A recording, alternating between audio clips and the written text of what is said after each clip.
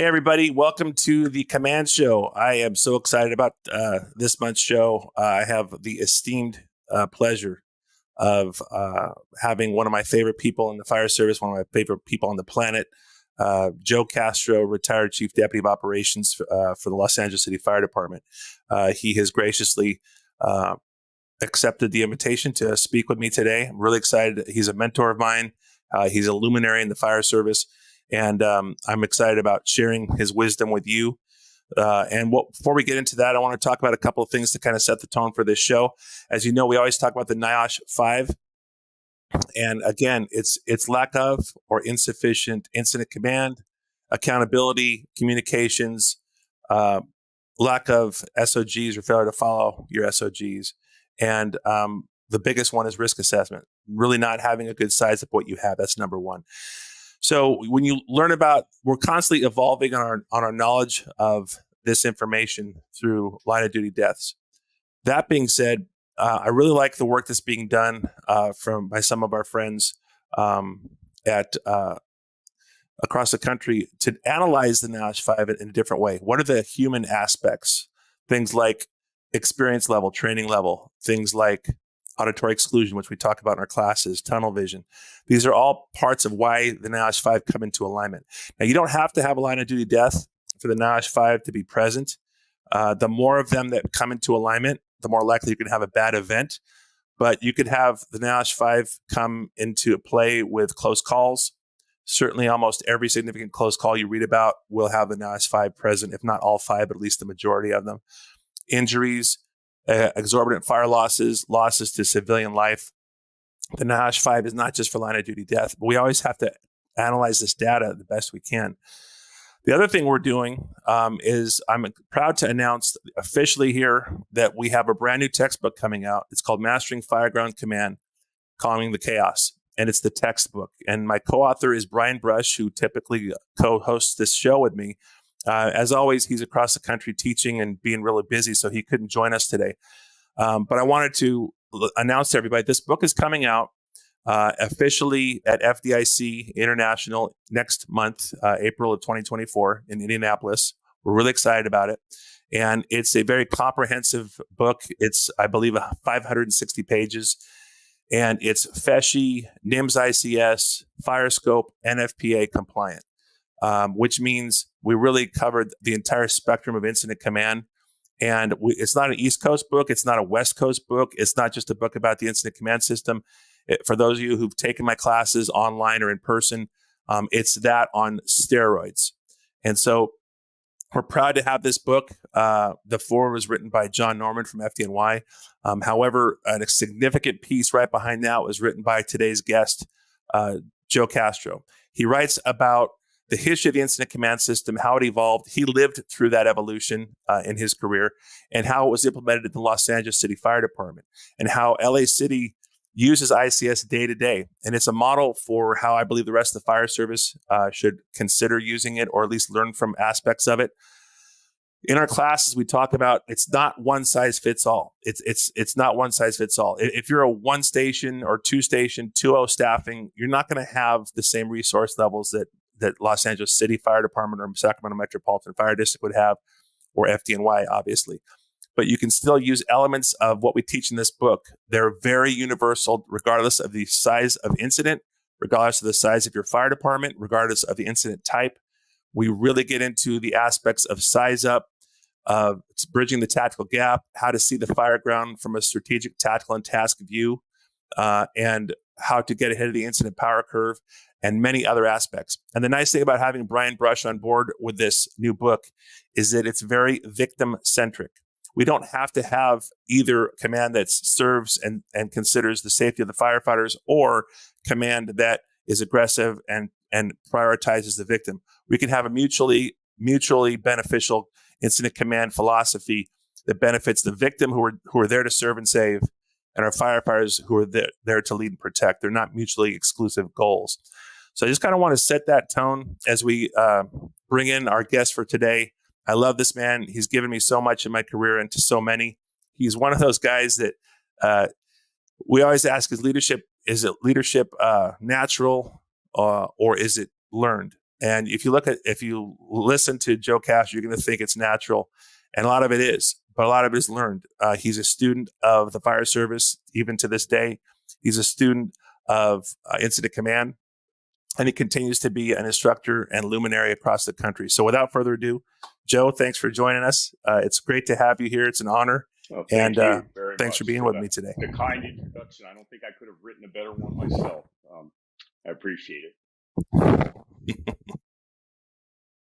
Well, like we talked about, your career has spanned several decades. You're enjoying retirement, but you're still a huge resource to a lot of us around the country. Can you kind of talk about your career and how you rose through the ranks through the LA City Fire Department, and also your direct witness to the evolution of the incident command system from its early inception to the implementation in LA City to its refinement along the years, along the decades, and your overall approach to it? And that's a big question. So I'll chime in and we'll go back and forth. That's kind of the theme for today.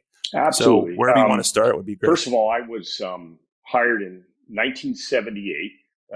Ironically, September 11th, 1978 was my hire date with the LAFD. I was just turned 19 years old right out of high school.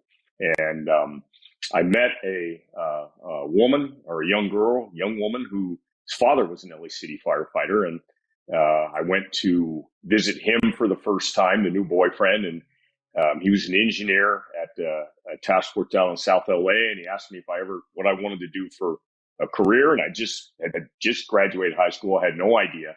And he asked me if I ever thought about being a firefighter. And I said, no. He showed me the LAFD schedule and said, I only work these green days, 10 days a month, and invited me down to lunch. And I went down to lunch, and it was a real active task force down in South LA.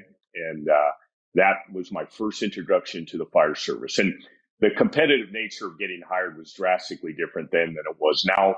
Long story short is 7 months later, I was in the LAFD Academy as a 19-year-old kid who basically knew nothing about the fire service other than they rode in big red trucks and smashed things with axes. But that began such what I consider a privileged career, working for a fabulous fire department, and ultimately would take me to places all over the world to teach and learn from firefighters everywhere. I was fortunate, like most of us, to have a lot of very strong mentors early in my career. I stayed a firefighter for about 4 years, and then I promoted to apparatus operator, which is the driver of our truck companies.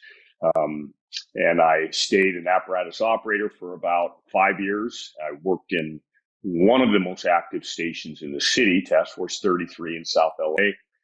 And then I made captain with 9 years on the job, and I stayed captain for 17 years, excuse me. I made captain 2 relatively soon, which is a truck captain. And I loved it. And I truthfully had no intention ever of going any farther. The truck captain was my career choice. And I just thought, this is the life. And there came a time when I felt myself getting a little lazy, to be honest. And I had a decision to make, which was to maybe transfer back down to South LA to get re-energized by these young firefighters and kind of get off what I considered a lazy portion of my career, or take the BC exam. And I took the BC exam. Fortunately, I was successful, and I was thrust into that position. And that gave me a whole nother view of leadership and requirements. And at that point, I had some great assignments. I worked in Battalion 3, which is by USC campus, for about 3 years. I was the commander of our tactical training unit, which that was right about the time the NIMS compliance training became required in the aftermath of the attacks on 9/11. And so that kind of began my comprehensive teaching career with different fire departments. We taught not only firefighters, but police officers and city managers, and for the entire LA region, the 32 cities that kind of surround the city of LA. At that point, I was Uh, then after that assignment was over, I was given the command of Battalion 5, which is Hollywood. And I had about roughly in my mind about 7, 8 years left on the fire department before I retired. And I was thinking I would end my career there. And then in a moment of lack of clarity, the LAFD, the fire chief of LAFD, reached out and said he wanted to bring me in and run the Emergency Services Bureau at that time. And this is a big segue. So before we go to that, because I want you to take a chance to regroup, because this is a big segue. You mentioned 9/11. I want everyone to know about a friend of mine who passed last weekend, Captain Randy Gross from Sacramento Metropolitan Fire District. He passed from 9/11 related cancer just last weekend, and he and I responded to New York on Task Force 7 from California, as did the LA Task Force, LA City Task Force. And Randy was a canine specialist. He was a luminary in that world, especially in California, getting it off the ground before 9/11. And he just passed. He's a man of faith. He knew he was going to heaven to be with Jesus, and he was at peace with that. But he gave his life in that, and I would be remiss if I didn't mention that in this particular show, because the chief just mentioned 9/11, and that was a pivotal time in the fire service. For all of us, for America, and also for the Incident Command System and NIMS. And so as you were thrust into this new role, and so everyone can understand what Chief Deputy of the Emergency Operations Bureau is in LA City, can you kind of explain what that is and how the structure works and who's underneath you and what the scope is, how many stations, sure, and how it is today? it's to me, it's one. It was when they called to ask me to do it. I thought this is the most coveted job in fire service, in my opinion, in the country, to be in command of the emergency line functions of the second largest department in the country. Basically, a little over 3,000 people segregated into 14 battalions, 4 bureaus. It also is in charge of the arson counterterrorism, the resources that protect both LA Harbor and Los Angeles International Airport, our Metropolitan Fire Communication Dispatch Center. And I had my direct reports were the 4 geographic bureau commanders. And but since I skipped several ranks, I went from DC, I skipped the assistant chief rank, the deputy chief, and went to chief deputy.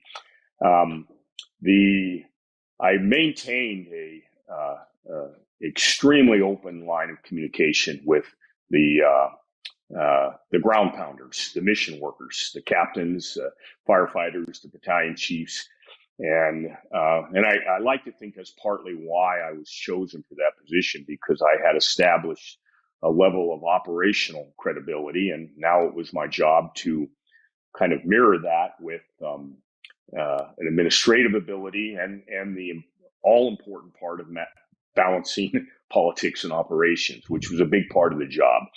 But Exactly. again, being able to speak on behalf of over 3,000 firefighters, 1,000 of which are on duty every day, responding to about 1,400 emergency responses every 24 hours, was absolutely the capstone of my career, and I felt very privileged to be in that spot. Yeah, and your influence in the Los Angeles City Fire Department continues to this day. Your influence internationally, abroad, as well as nationally, is still prevalent because of not only your incredible experience and exposure to all that, but like you said, your credibility. It's hard to have both the ability to stratify, I'll call it, those 3 categories of emergency operational credibility, good leadership, but then understanding the political aspects of your job at that level, because it is very political at that level too. It's not just about running calls. And how many I know LA City now has 106 fire stations. How many did LA City have when you were first put in that position? Was it 103 or so? Or did it grow at all? Or was it you know the same what? as It's today? been within three or four stations of that my entire career. There's been some Yeah. that shut down and some that were added and some that were changed from a task force to a single engine, but it's been about the same. We've added a significant, in my nearly 40 years of service, a significant amount of ambulances. But the number of truck companies has stood right around 46 to 48, and the number of engines has stood about the same for my entire career. Yeah, that's great. And it does to this day.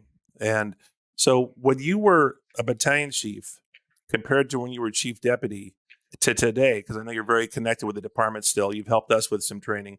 The approach to the fireground, the use of the incident command system. Can you speak to how that's evolved over the years from those late 70s when ICS was first created to today? And is it more the same than it was, or is it more different than it was back when it began? Well, it's I would say the fundamental aspect if you were to look at it empirically, written down, would be kind of similar to its origins. We know the early to mid 70s is when they began composing it. I was hired in 1978, but and it was primarily the origins were to deal with wildland fires. We know that, and one of the big changes was when it became kind of an all risk concept of incident management, meaning we adapted the areas underneath the operations section to meet a variety of tactical challenges, be it a MCI, be it a hazmat, be it a urban search and rescue incident, a high-rise incident. We began to adapt it.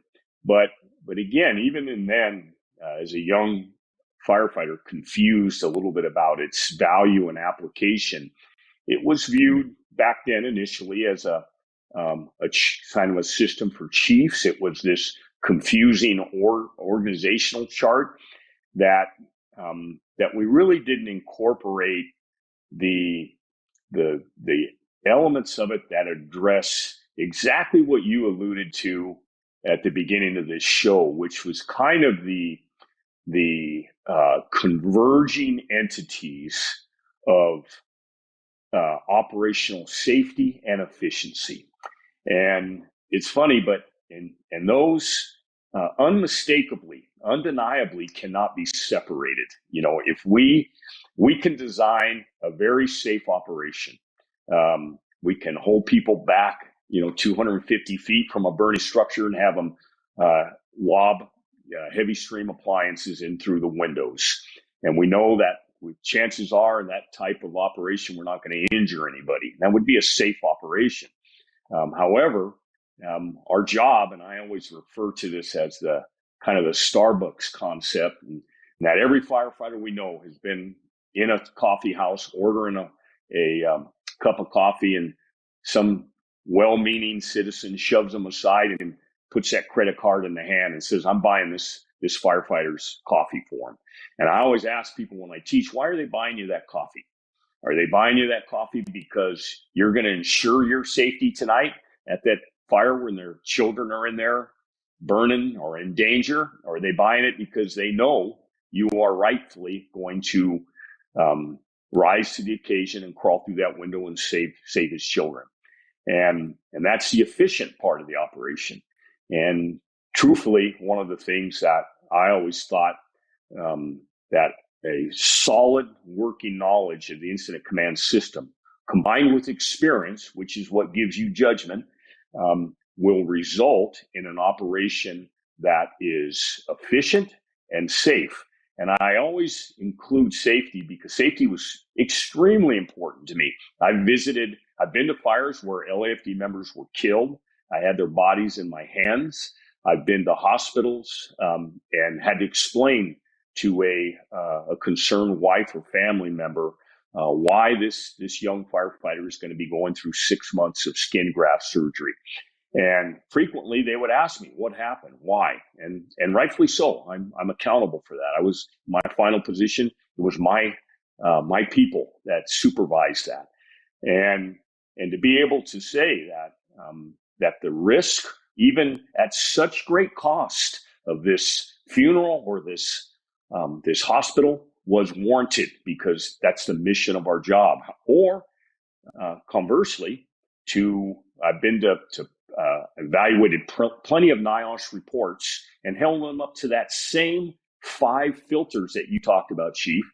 And I come to the conclusion that that risk was upside down, that they shouldn't have been that aggressive. And to me, that's what ICS does, it's a system that allows you, under the circumstances, to come to the best informed decision about how to have an operation that is both safe and efficient, based on a unimaginable number of inputs that you are expected to make in short order, with lack of information, misinformation, death paradox, all these other things. How can you design a system that's going to convince you that you made the best decision? And to me, the answer has always been ICS. Yeah. And, Chief, I love how you said that. I have a saying, ICS never put a fire out, but it organizes the people and resources that do, and you mentioned the inputs and the injects, you mentioned experience and wisdom. That's not in ICS. ICS is a tool to organize, and you have to be adept at using it, but it doesn't take the place of additional training and experience on everything from building construction, fire behavior, strategy and tactics, and a myriad of other knowledge, skills, and abilities that could go on forever. But when you mix it together and you hone it and you use realistic training like we do with our Calm the Chaos program, then you can really take strides and take people who oftentimes in today's day and age, Chief, like you said, you were a captain for 17 years before you became a chief, and you were a battalion chief for quite a while. We have captains who are captains for 2 years, 3 years, 5 years, maybe, and then they become battalion chiefs. We have battalion chiefs who are battalion chiefs for 4 months and then become operations chiefs. And it's no discredit to them as individuals. It's a result of this leadership pandemic, this vacuum we have in the fire service right now, that's on a whole other level that we've never seen.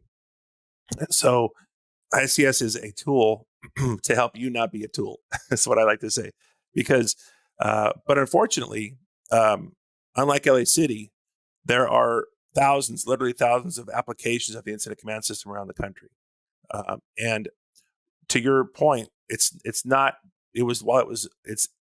inception was through large scale wildland fires. The proper application to a house fire, an apartment fire, a commercial fire, a strip mall fire, a vehicle accident, a hazmat leak, that rapid, agile application of it is just as effective. It's just a different compressed time frame. You mentioned compressed time frames and inputs. I tell people you have to make life and death decisions possibly with limited information in a compressed time frame. That's not easy to do. It's a learned skill, and mastery of all these dimensions of knowledge, skills, and abilities, and practice of those is what's going to make the incident commander and his or her team effective. And so, can you speak to kind of that evolution that LA City went through of being to this day a very aggressive urban fire department? It still is. It was before you came, and it is now. How was it received? How was it modified? And how was it applied to structure fires? Because you had lots of sets and reps. There's other fire departments that may only see one structure fire a month, where you're seeing multiple a day throughout the entire city. And maybe speak to how Don Anthony was kind of that influence and that season in the fire department. Well, and Chief Anthony was an iconic leader in the fire service. He was back then it was called the commander of the Bureau of Fire Suppression and Rescue. It was before we had our chief deputy system, but he essentially, it was the same job that the chief deputy, the commander of emergency operation, now does. And he was his nickname was the Doberman, and his nickname was the Doberman because of the depth of his bite. He was a iron-fisted commander, and I remember talking to a firefighter or a captain who was a young firefighter when Don Anthony was a captain, and he told me something that always stuck with me. He goes, when Chief Anthony was a captain, he was the best in the fire station at every single thing we did. He goes, he was the best at hose. He was the best at ladders. He was the best handball player. He was the best cook. He could outfight anybody. His memory was photographic. But more importantly, he outworked everybody. When we'd come back from 4 days, we'd come back and we'd be talking about stories of the water ski trip we went on, the surf trip, the fishing trip, the hunting trip. And we'd come back, and the first lineup after 4 days, he'd have a list. And that list would have 10 things we were going to accomplish this segment. And they were all fire related. And you could tell he composed that on his 4 days. And they said, so one of the things I've always thought is not every one of us can be the best handball player or the best cook, but the one thing you are in control over is your work ethic. And that guy made it his life's chore to outwork everyone. No one would ever outwork him. And we can all do that. We can all make that our goal.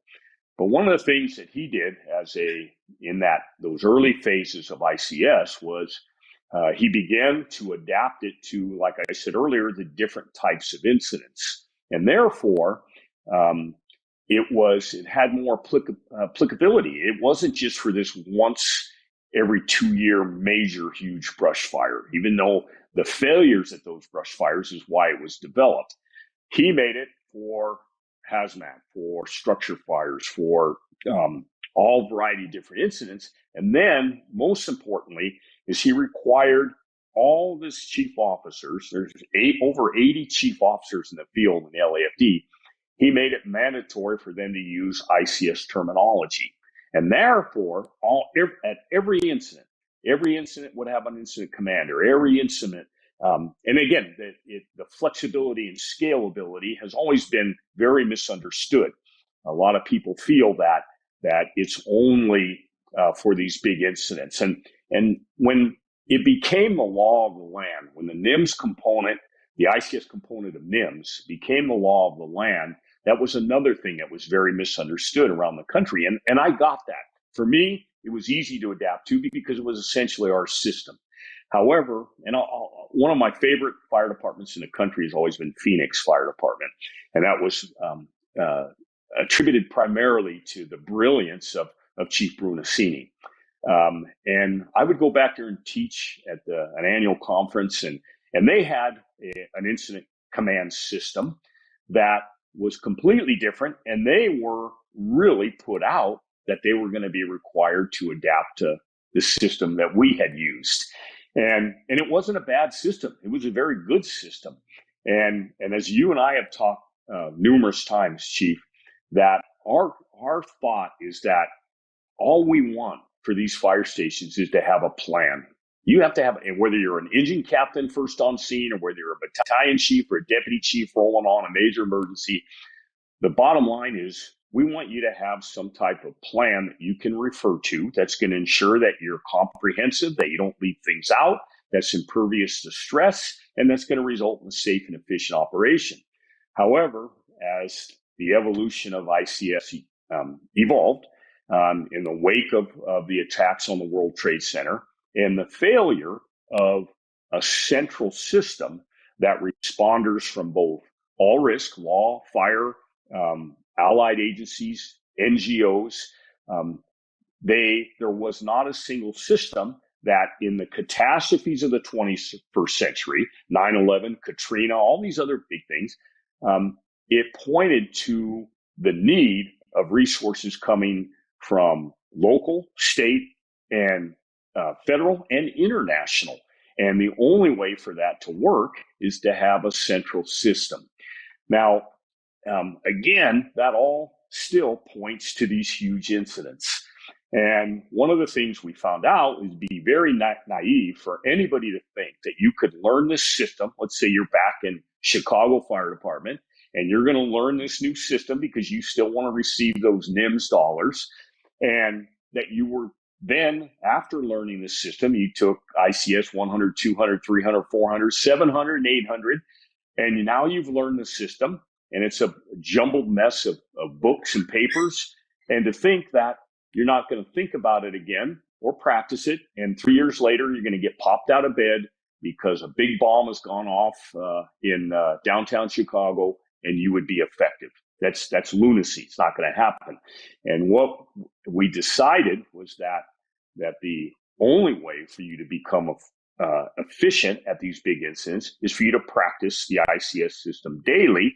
And everyone then began to see the value of this at routine incidents. I mean, even the smallest incident, an engine in a car fire, how, and again, the scalability and the flexibility is what allows you to considerably scale it down, but still understanding the tenets of executive level ICS. The one thing almost everyone uses now in executive incident planning is that thing that the Coast Guard developed called the operational planning P.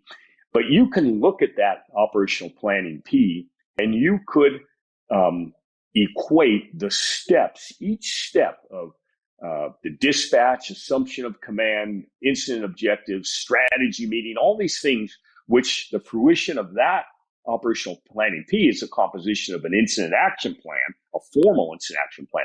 But you could scale that way down and apply every one of those steps to what every good BC in this country should be doing at a 2-story single-family dwelling fire. And by you practicing that, it's going to make, first of all, by knowing the executive level system, it's going to make you much more effective as an ordinary fireground operator. And conversely, as a very good fireground operator at an ordinary fire, you are going to be that much more Amen to that. And that is really the whole our whole philosophy through our training and through how we're trying to provide incident command system training in the urban, rapid, type 4, type 5 environment. The one alarm, 2 alarm incident, the room and contents, the kitchen fire, to the well-involved house or apartment fire, to a multi-alarm structure fire and beyond. And I wrote an article probably going on 10 years ago called, it was basically articles about the difference between ICS in the wildland, large-scale urban environment versus the day-to-day type 4, type 5. So type 1 through 3, county, state, local, federal level, 1, 2, 3, versus type 4 and 5, single alarm, multi-alarm, and or a structure fire versus a large-scale 100,000 acre plus campaign fire. And those differences are what helped drive our curriculum about, look, an operational period in a large campaign fire is 24, maybe 12 or 24 hours. On a structure fire, it's about 20 minutes because that's how long your bottle's going to last on your back. So that's a compressed time frame. When you look at the SCBA and the impact it has on communications, very different than a large campaign fire.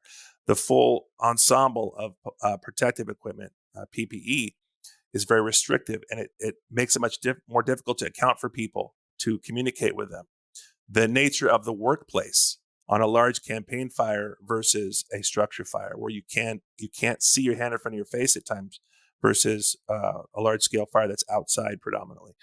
And so through these differences, that was one of the bridges that we made to help people understand that you have to change your application of ICS.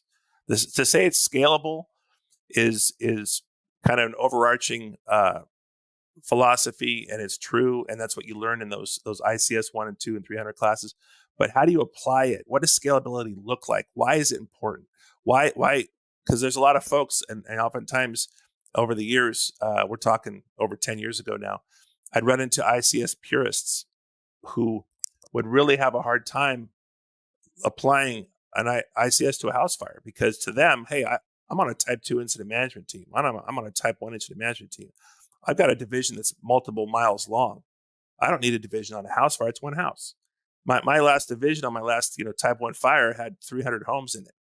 And so it's like, look, it's a different world though. You don't get to triage a structure fire in a local neighborhood with your fire engine on a Tuesday in your normal shift. You have to go inside that building, assess the risk, assess the potential for civilian life, add resources to that, communicate and account for them in rapid fire. And it's going to be over before you blink an eye. However, that doesn't mean that ICS can't be utilized, and very effectively. It's just going to be utilized in a much tighter, compressed, efficient manner. And And that's kind of why we developed what we call pre-templating types of incidents, different structure types. What would a house look like, a two-story house?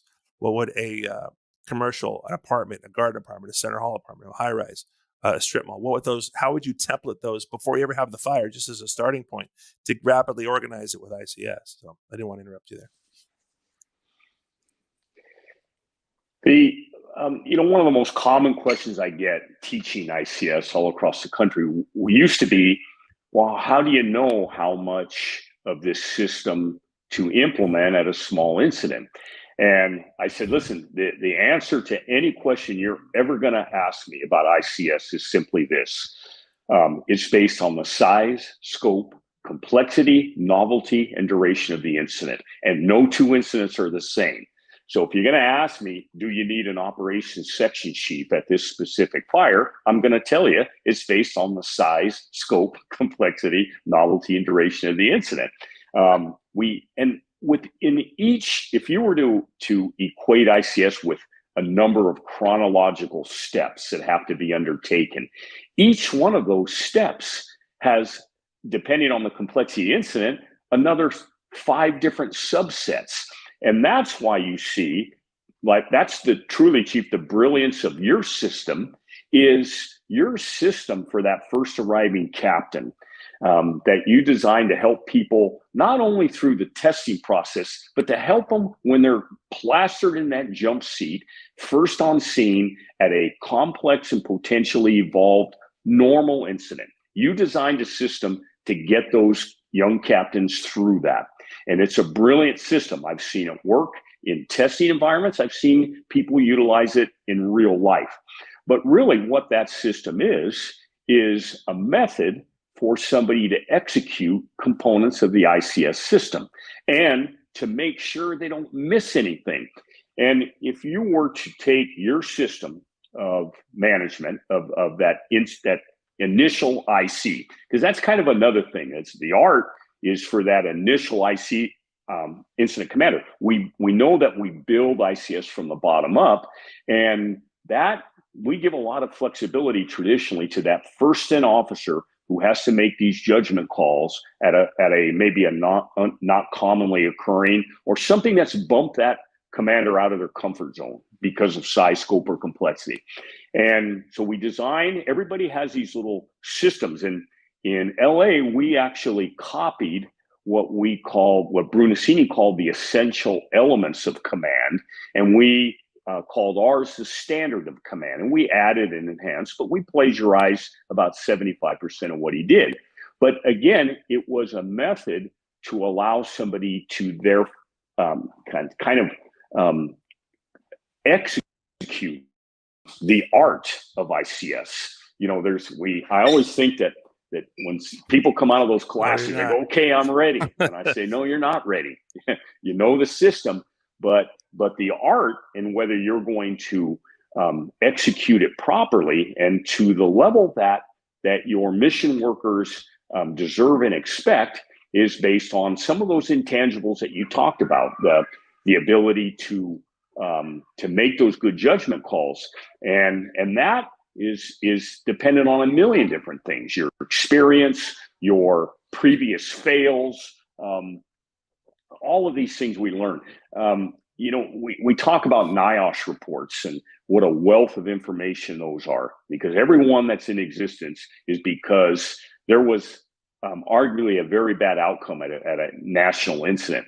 And understanding it's not disrespectful to the firefighters that were either injured or the department that made the mistakes.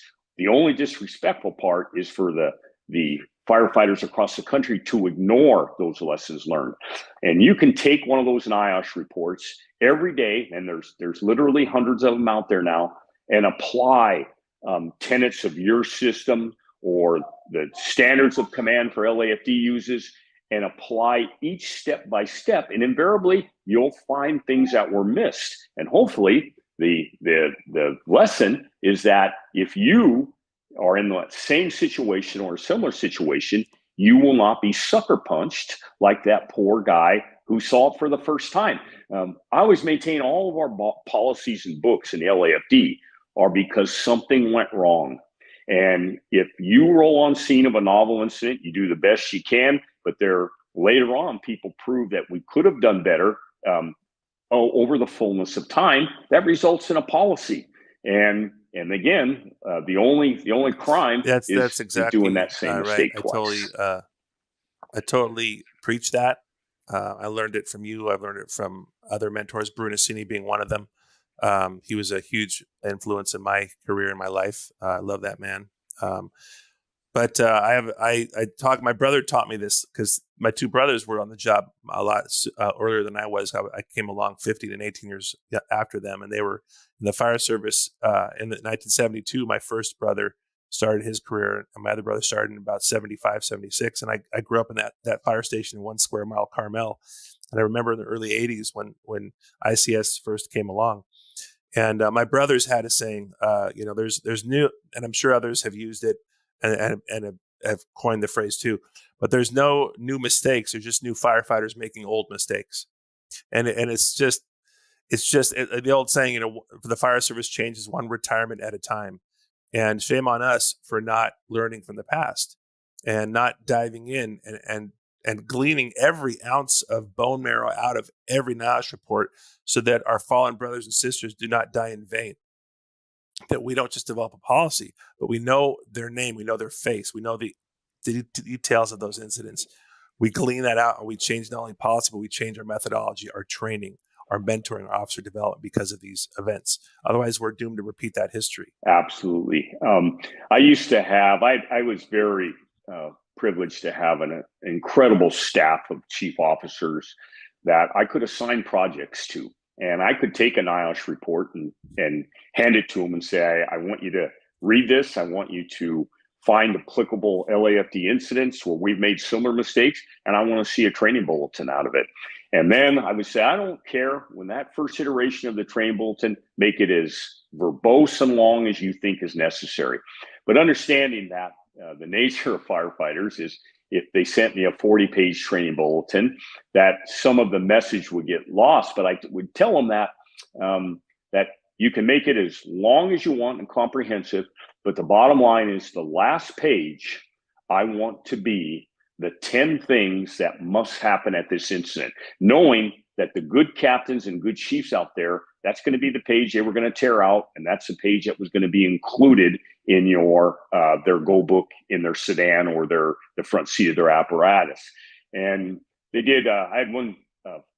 He was a captain. Actually, produced an amazing document after the fire up in San Francisco, the split level descending house where we lost a couple SFFD brothers, and right after that, we had a descending hillside home that I had two of my best captains get caught in the same quagmire. And I said to myself, how can I let this happen without, and then we made a mandatory process for a descending hillside home incident that now is part of a legacy that all captains became a policy. And again, that's the art of ICS, and it is part of ICS because if you don't have the judgment of being able to size an incident up, and you talked about risk profile, and that was another concept that was maligned when it first came out, but there is nothing more important. I mean, I would watch incidents of LAFD members hanging it all out on a chief auto parts store at 3:00 in the morning on 5/8" plywood, cutting a hole with direct flame impingement on the sheeting, where I could show you data that suggests that in about 4 minutes, that plywood is not going to hold 50 pounds and you're going to fall through and die for what?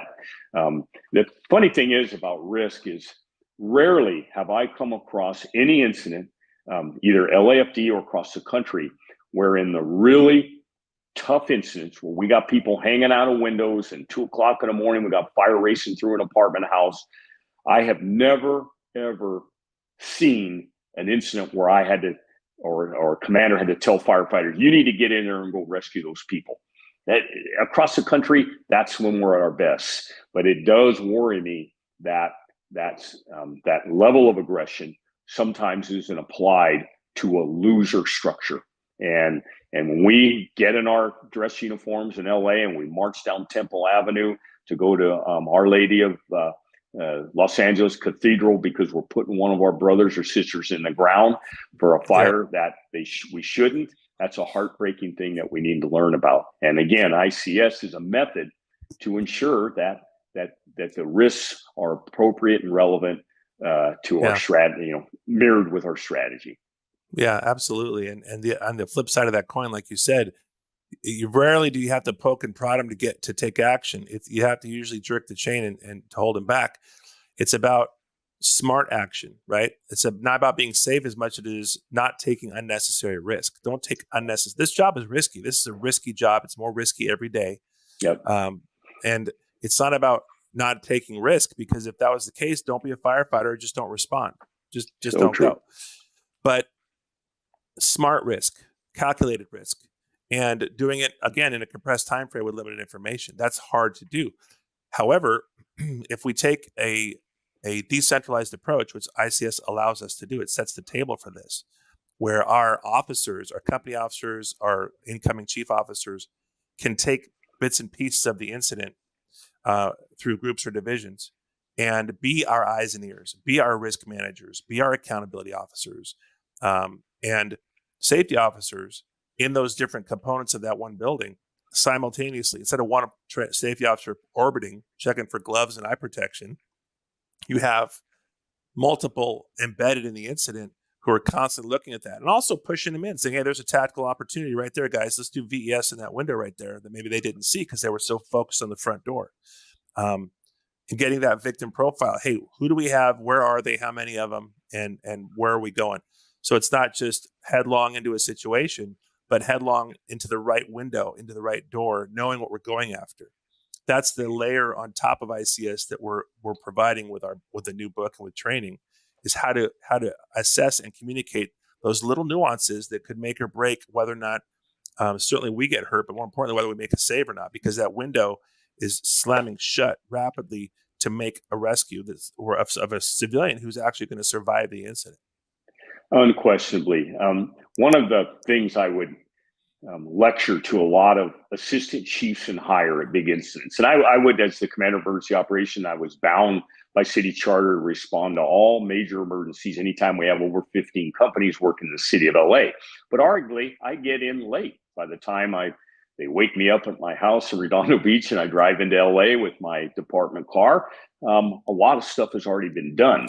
And what I would do is I would step back and watch. And if I didn't have to take command, I didn't have to, but I would kind of look back and try to make some decisions on what's happening. And I would query these assistant chiefs and deputy chiefs, say, what do we have going on here?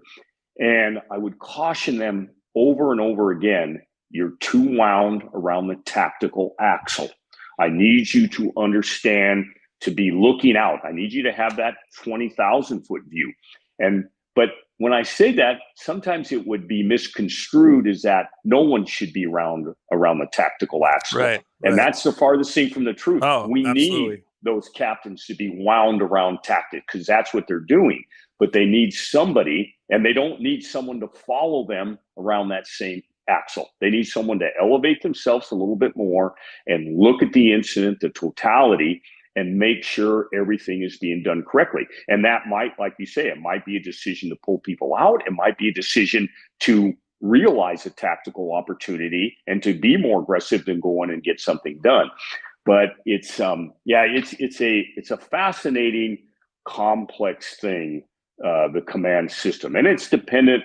It's so different depending. I come from a department that had 1,000 people in the street every day, and we could bring almost all of them to the same incident. We did sometimes, and that's a bit extreme, but it's kind of funny, because when you are resource rich, you frequently, those great fireground captains frequently will make decisions independently at an incident that make those commanders look good. Exactly. They do.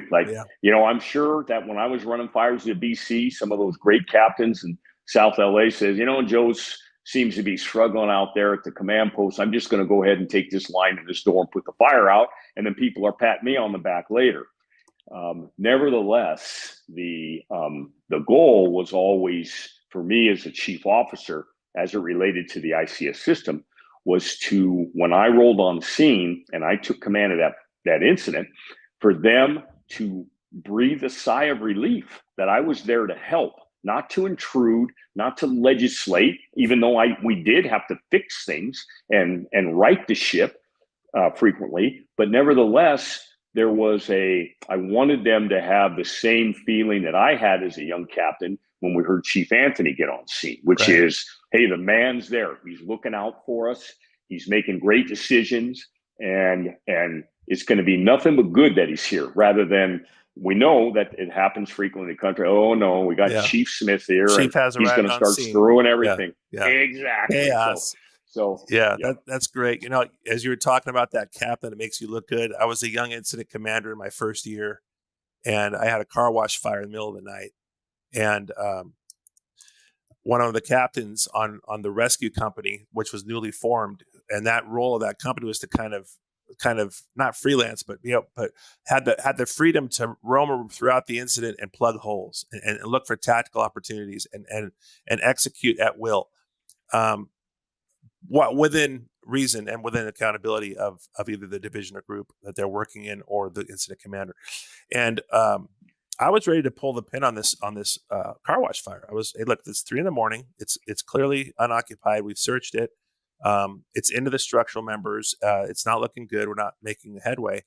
And Brian Rice, who was the captain of Rescue 21, who then became a battalion chief, operations chief, and is now the president of the California Professional Firefighters.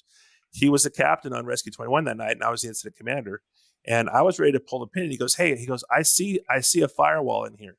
I see a firewall in here, and I think we can hold it here. We won't go into the defensive space where the roof's probably going to come in, but we can hold the line here and save this attached smog shop, the whole mechanical back end of the car wash, and the office space above. And I went, great, fantastic.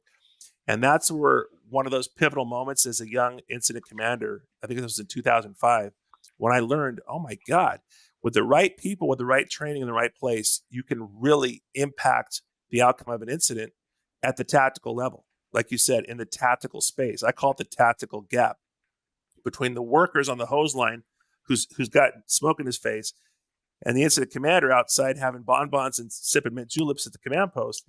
There's that space where the battle is really won or lost. And when Brian identified the firewall and the tactical opportunity, I said, sounds great. Now, we didn't go defensive. We went into what I called a combination strategy. Hey, stay out of this area, but we're gonna be offensive in this area. So this area is offensive, this area is defensive.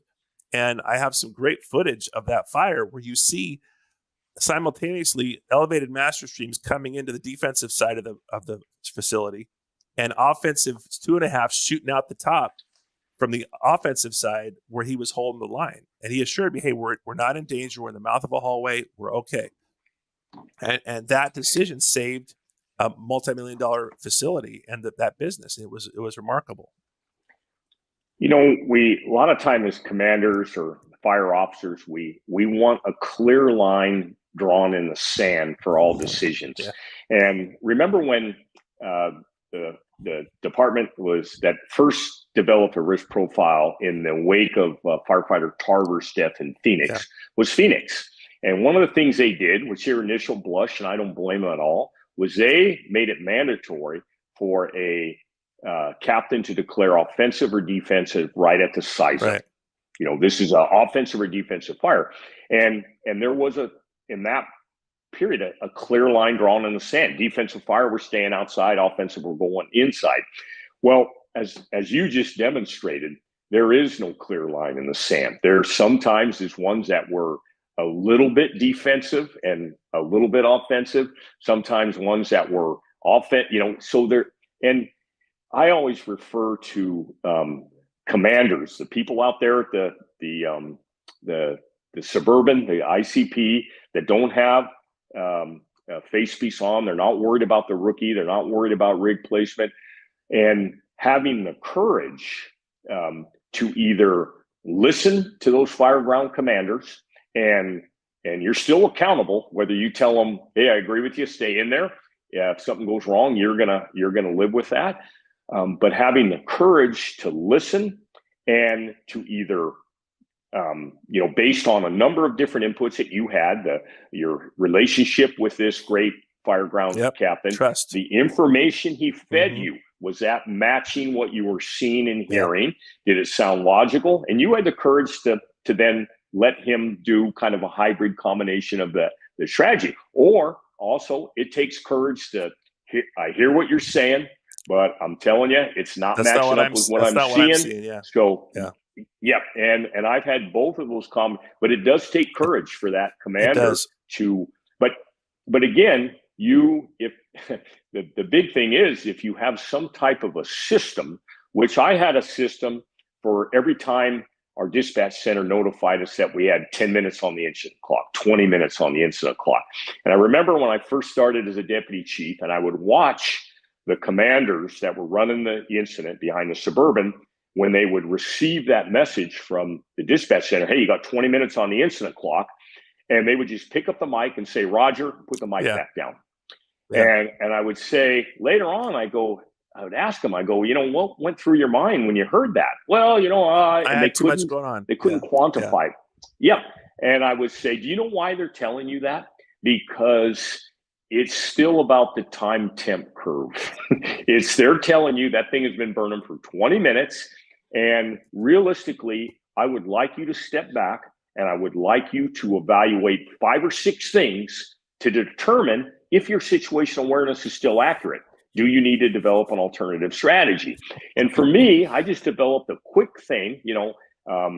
First of all, is the fire bigger or the incident worse than when I first got there? Do I have all resources reconciled?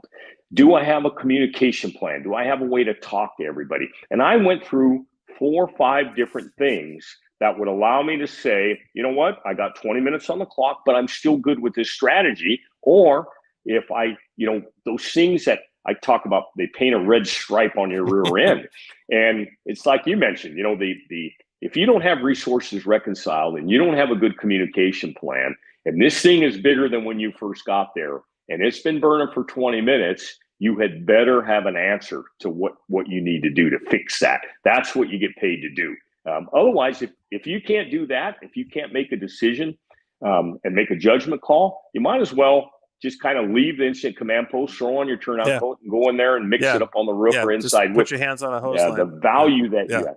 Yeah, it's being a task level worker. You're not doing your job. And that's, only up until the past 10 years, I would say, maybe 15, has the America, the nation, really elevated the importance of training for incident commanders. Besides just get your cert, get your ICS 1, 2, 3, but actually realistic training, and a lot of it's been simulations. But now with our program, we're doing hands-on incident command training. They are at the back of the buggy. There is smoke pouring out of the building. It's theatrical because we don't want to have unnecessary risk with carcinogens. But the smoke provides the fog of war needed. Everyone's in full PPE with SCBA. They're talking to rails. They're pulling hose lines. Their saws revving. And that adds that extra element of reality and realism, so that when we do hit them with a 10-minute park clock or a 20-minute park clock, they're already here like they would be. And if they ignore it, it's because they haven't been trained. And to them, that park clock notification is white noise. It's just another thing I got to deal with. I don't want to deal with it. Instead of seeing it for the tool that it is. And then doing a training timeout in the midst of those scenarios. There's crews inside doing searches. They're finding mannequins. They're pulling hose lines. And then we say timeout on the radio, and everyone stops. And then we ask the incident commander, why did you ignore the park clock just now? What is your span? Who's on division alpha? What do you see? Are you still in the right strategy? Is this still a life-saving priority right now? Or are we in incident stabilization? Okay. Do you have adequate resources? Do you have them assigned appropriately? Do you remember who you have in staging right now? And they look at you with these eyes like this, because it's not a simulation in a classroom. It's a realistic training scenario. Yep. And it's really awesome to watch them evolve quickly. No doubt. The kind of the national advent of people building up the mock Suburbans, the back of the incident command post, and then having a very educated and astute green cell that throws those injects at them in real time, and then combining that with developing simulations that teach that judgment, that those injects come at a time and in a manner that's going to add stress to the situation. And it's an invaluable experience. It's a no-fault environment. The only people that die are those, people on the screen. And the other thing too is that the person that's in the hot seat, or the multiple people that are in a hot seat, are learning a lot, but people that are sitting back and watching are learning just as much. And in the advent of declining amount of structure fires across the country, that is the way to gain those sets and reps to become effective and to become an operator or a commander that's has that like trip hammer level of efficiency that those great commanders all seem to have. I think the combination of that kind of training, and then again, literally outside hands-on smoke machines in your face, air breathing, go engines pumping, is the next level. And then also realizing that the modern incident commander should take a mission command approach or a decentralized approach like the military. The military doesn't have a general running a battle. They have a lieutenant colonel running the battle and segments of the battle while they're back at the command post, which may be miles away. So the military says, look, we're going to have, and they use the term subordinate leaders. I never like the word subordinate for anything, but they're going to have leaders in what basically is the tactical space, taking those chunks of the incident, the third floor, the Charlie side, the roof, the RIC component, the medical component, and say, look, you are tactical. I need you to step back from the work. If you're the roof division on a structure fire, and you have even just your own truck company, you can have your head in that hole. You need to step back with your radio in one hand and looking at maybe with a tick camera, or at least looking at the big picture, accounting for your crews, seeing what the smoke's doing, seeing what the crews are doing beneath you, listening to what the radio's got going on. And that's in that tactical next. But like many truck officers, we all like having our hands on the tools. And so there's that evolution that all truck officers must go through, where they have to be tactical. And the hard part is when you take a department where the staffing isn't adequate. It's 2-0 staffing, 3-0 staffing. It's really hard for that officer to step back and be tactical, because they have to put their hands on the tools just to stretch the initial hose line, for example. So they are head down in the task level. That's why maybe the next company or the third company, an officer becomes Division Alpha with those crews working for him or her early on, not waiting for the chief who's still 10 minutes out, the second chief who's 10 minutes out. But hey, let's get this thing, let's stay ahead of the curve on this, fellas, because it looks good now, but to your point, what's it going to look like in 10 minutes from now? And that's a big piece of it. As you're talking about the science and art of incident command, I kind of look at ICS as the ability to read music. You could read music, and if somebody reads music, it doesn't matter what they're reading. It's to them, they see the notes and they understand it. But the ability that doesn't mean you can play the piano. You have to learn how to play the piano, or the tuba, or the trumpet, the guitar, or the violin. And the incident commander has to not only read music, you have to run those different parts of the orchestra, the strings, the horns, the piano, percussion, and bring them all together. It doesn't mean you have to go out and blow the horn. You have to go out and play the violin, but you better know how to read music and how to bring it all together. Whereas the tactical leaders need to know how to play the violin, and they need to know when things are out of tune and they're not in tune, and we're not at the right tempo. We're not on the same sheet of music that we should be. And so I think that's the extra added element that ICS doesn't provide. It teaches you how to read music, but doesn't teach you how to play the instrument. Each instrument is different. An engine's different than a truck. If strings are different than winds. And so that's, I think, the nuance that people realize. So understandably, historically, like you said, when people who don't understand the incident command system enough and only emphasize its limitations, it's too big, it doesn't solve problems, it's not agile, it doesn't really have tactics and strategy, and that's where our training comes in.